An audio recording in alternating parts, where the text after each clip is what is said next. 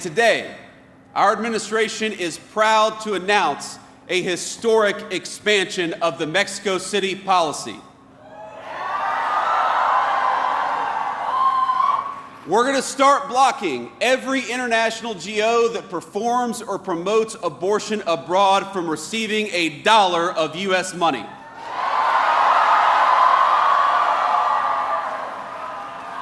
Now, we're expanding this policy to protect life, to combat DEI, and the radical gender ideologies that prey on our children. And with these additions, the rule will now cover every non-military foreign assistance that America sends. All in all, we have expanded the Mexico City policy about 3 times as big as it was before, and we're proud of it because we believe in fighting for life.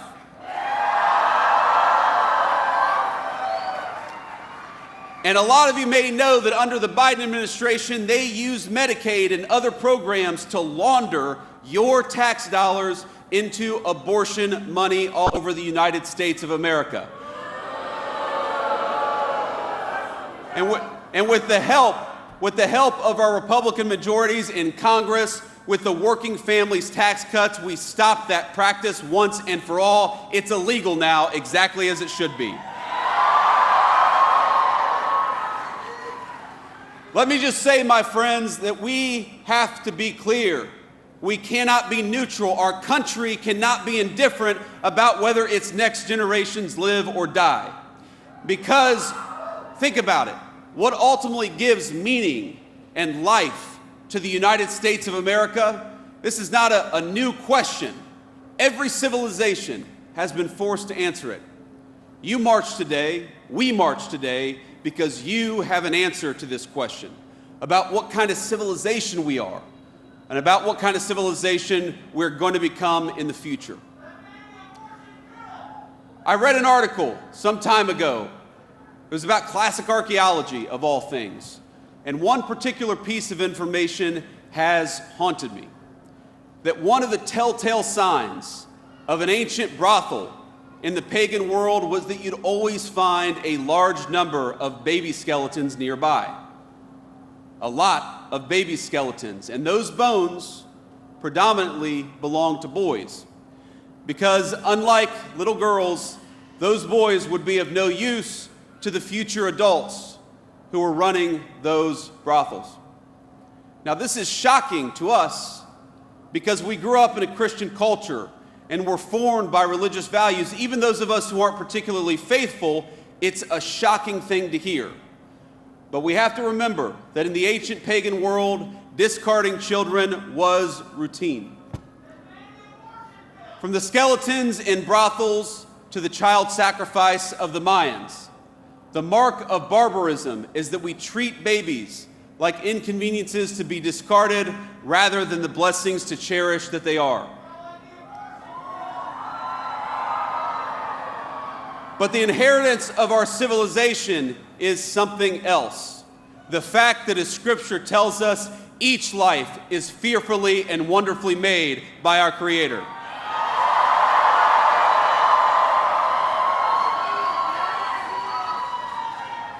The March for Life, my friends, it's not just about a political issue as important as all this politics stuff is. It is about whether we will remain a civilization under God, or whether we ultimately return to the paganism that dominated the past. Today, the far left in this country tells our young people that marriage and children are obstacles, that it's irresponsible, even immoral because of climate change or some other reason, to encourage our young people to raise a family. They tell us that life itself is a burden, but we here at this march, we know that it's a lie. We know that life is a gift.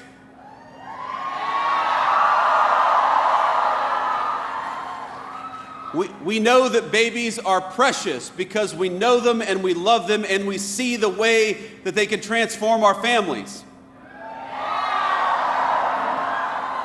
We know that family is not just the source of a great joy, but it's part of God's design for men and women, a design that extends outward from the family to our neighborhoods, to our communities, and to the United States of America itself.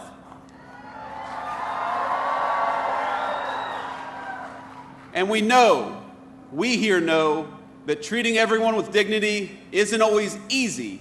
It's not always convenient, but it's the right thing to do. We know that the people telling our young men and women that discarding family and children is a form of liberation, we know that those people are telling a lie. And so, to our fellow Americans, we march in part to serve as a witness. To our fellow Americans, we say, you're never going to find great meaning in a cubicle or in front of a computer screen, but you will find great meaning if you dedicate yourself to the creation and sustenance of human life.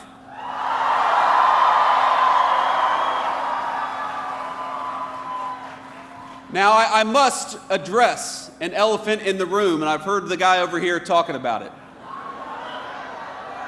A fear that some of you have that not enough progress has been made, that not enough has happened in the political arena, that we're not going fast enough, that our politics have failed to answer the clarion call to life that this march represents and that all of us, I believe, hold in our hearts. And I want you to know that I hear you and that I understand. There will inevitably be debates within this movement. We love each other, but we're going to have open conversations about how best to use our political system to advance life, how prudential we must be in the cause of advancing human life. I think these are good, honest, and natural debates. And frankly, they're not just good for all of you, they help keep people like me honest, and that's an important thing.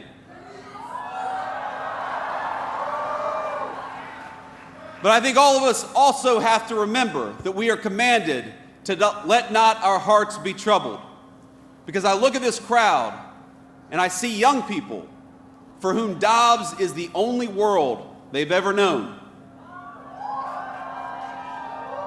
And I see people with just a little bit more gray in their hair who for 50 years toiled to live in a country where questions of life would be answered by we the people rather than tyrants in robes.